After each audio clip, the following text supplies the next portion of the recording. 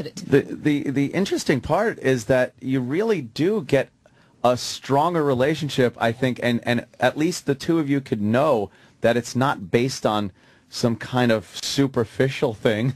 I mean, if anything could be taken from that, wow, I'm sure Damien knows that you authentically love him to have to go through that, and again, without the contact, without things that people normally take as a relationship not being there, there has to be something pretty strong between you two. Mm-hmm. Well, yes, and our relationship is based on communication. It had to be. And I think, you know, so many people forget about that, or they get busy in their lives and they forget to even sit down and talk. You know, we'd sit down and talk for 3 hours, so at least a week, wrote every day, talked every day. So not that that's everything, because there's a lot more to relationships, but that's a pretty strong foundation. Yeah. And just so you know, too, so Damien's doing book signings. I think he's doing one here Friday with Johnny Depp, who I know has been a huge supporter of yours and a friend, who's actually doing the signing with you, which is, I'm so furious. I'm going to be in dumb Columbus. I can't go there and get pictures and have fun. But it's at the Barnes & Noble here in the city. It's in Union Square at 7 o'clock. It's a talk and signing with Johnny Depp. That's a huge Barnes & Noble. Plenty of room to spread out. And the book is honestly fantastic. You talked about things in jail which I would never have thought of. Like, I'm literally almost done, and there's a part right where I just read where you talk about the mosquitoes. Like, I've never heard anybody talk about the mosquitoes in prison. But what else? What Is are that the a things? gang? Yes, a bunch of guys with little dicks.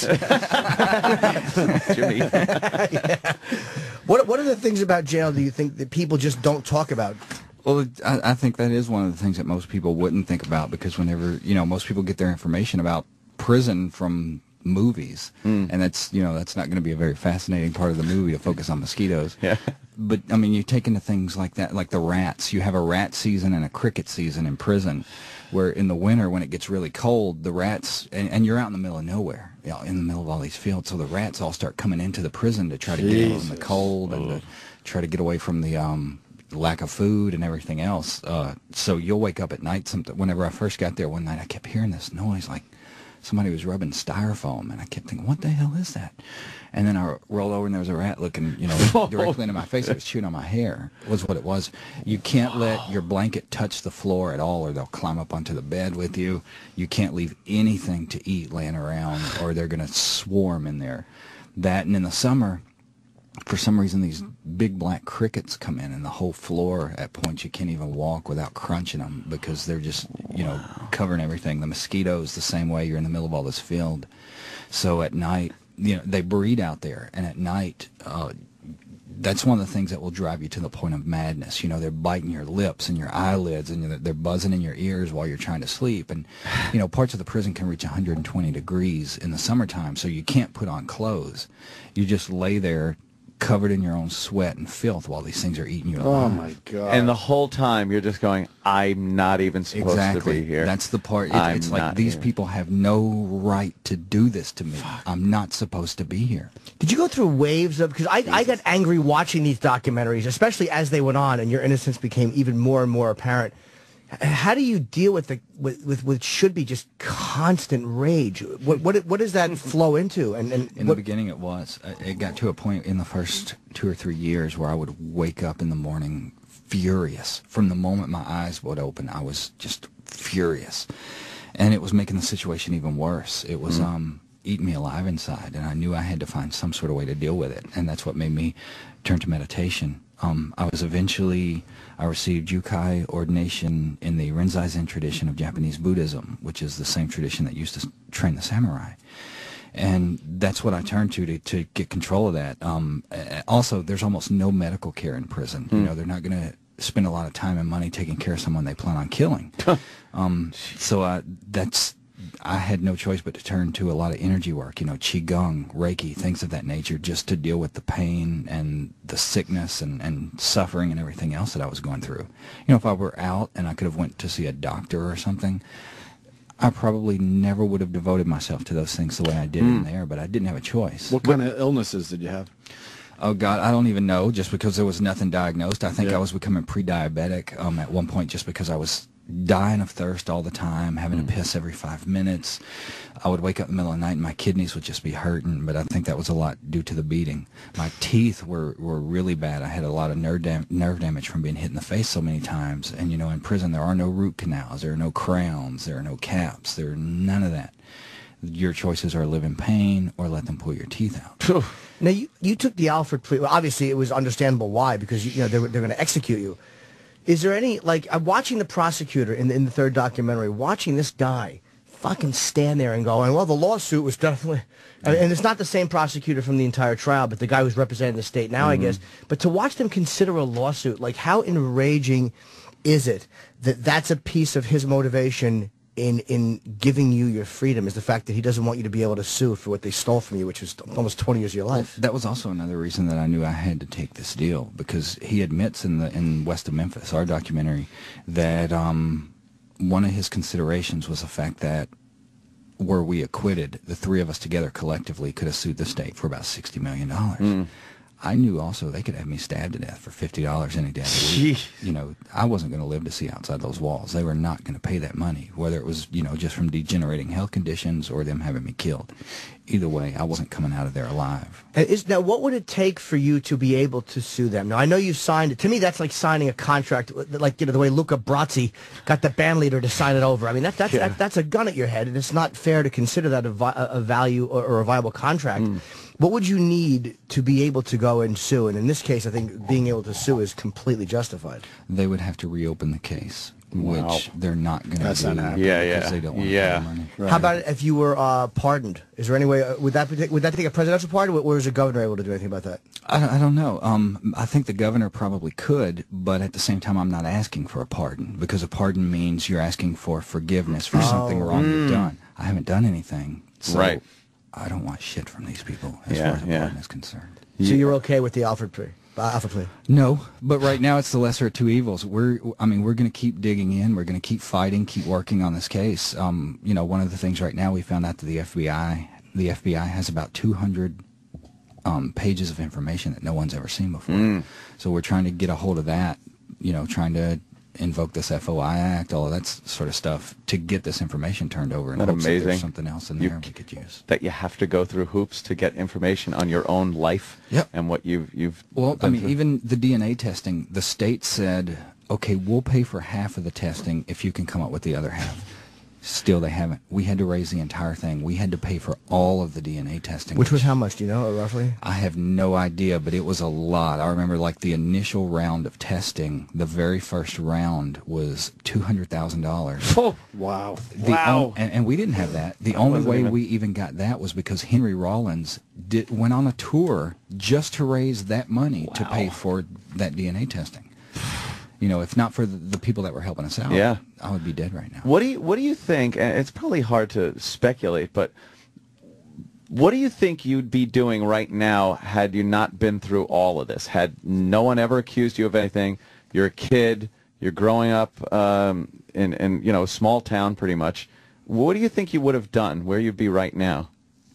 It's impossible to say. Yeah. You know, maybe I would have ended up stuck there, or I would like to think that. Have you ever thought of what you would have liked to have done then? Like, what were kind of your dreams back then before this happened?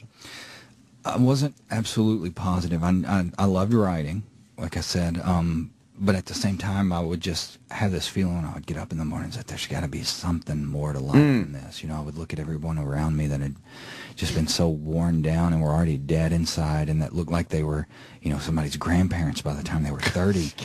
And I think there's got to be something more to life than this. Yep. Holy shit, you sure didn't belong in small town USA like that.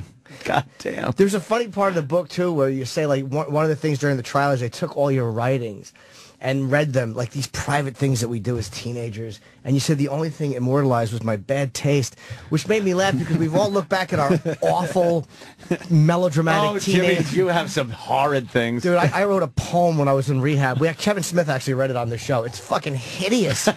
I mean, it really is humiliating, like, to have that stuff read publicly. Especially when it's taken out of context, you know. Oh, man. I mean, just having it read like that would be bad enough, but when they take it and warp it and twist it and try to make it look like something else, like you're saying something else, it makes... literally, when I first got to prison, I could not write for at least a couple years because it traumatized me so much having it done. You know, it scars you.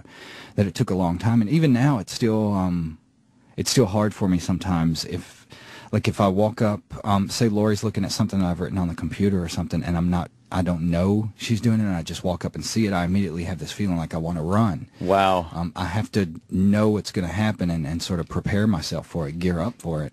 And do you prepare her first? Go, look, it's just a rough draft. I mean, it's not completed. Work in progress. Yeah, this way you lower their expectations, so Yeah. if they don't like it, it's not as embarrassing. What was the first thing you did when you got out of prison? 8. We went to, I was not ready for this. I mean, you got to take into consideration the fact that I had been in solitary confinement for almost a decade. Right. And then I went from a decade of solitary confinement to them saying, okay, get out.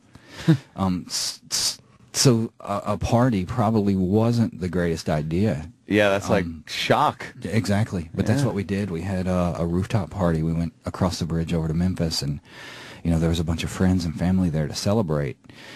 So the first thing was probably eat, drink, and just try to deal with it. It was shock. For the first 2 or 3 months that I was out, I was in such a deep state of shock and trauma that it was, you know, Lori would lead me around almost like she was leading a blind person. I would walk into doors. I would walk into people on the street just because I wasn't ready for it. Because it's a follow-up question. With that said, what do you think of the world around you? Yeah, that's exactly What I was gonna amazed say. you? What, like, technological advancements? yeah, all that and- stuff.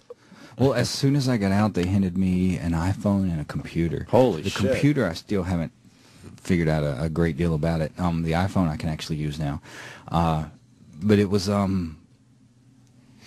there are no words to even articulate it. When I went in, the last time I'd seen a computer was 1986. Oh, and it was basically a giant glorified typewriter for really rich people.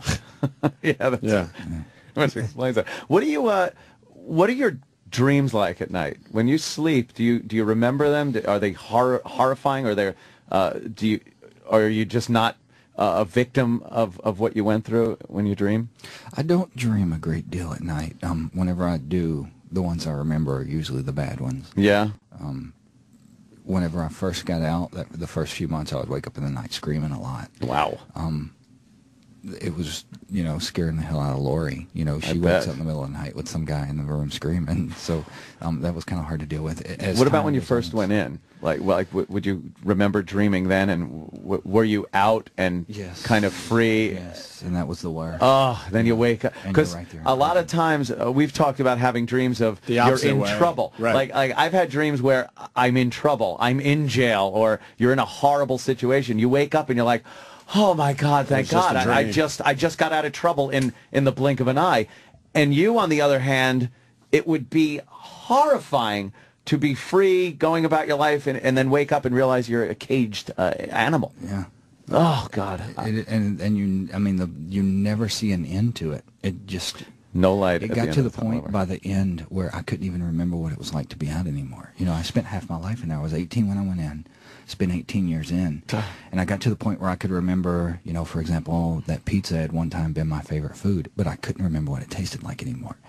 And that's when you start to get really scared because you can't envision or picture anything outside this concrete box for the next 1,000 years. You're a very well-spoken guy and a very lucid and good writer, but when you were 18 and all of a sudden you're on the stand fighting for your life, Is there anything when you look back on it that you're like, I wish I would have answered this differently or said that differently, or had in those moments, like knowing that you actually were going to be convicted and that it could, is there anything that you wish you would have done differently? Or, you know, again, as an 18-year-old, it's kind of hard to... I could probably pick it apart and do that, but at the same time, I mean, the overall answer would have to be no, just because I know... It didn't matter what I said. It didn't matter what I did. They had their minds made up before we ever walked in that courtroom. You were the Satan-worshipping murderer. And you whatever they had to do to put you in that mold, that's what they were going to do. As a kid, did you believe in the system before you went through all this? Or I didn't think a great deal about it. I guess, you know, most of my education came the way most people's do, through watching TV shows. Sure. So you think the cops are the good guys, and if there is a bad one, he's like the rogue, you know, the bad apple in the bunch. Whenever you actually go in, you realize that the good one is actually the very rare thing, or at least in Arkansas it was. At the time we were arrested, the West Memphis Police Department, the whole police department was under investigation from the FBI.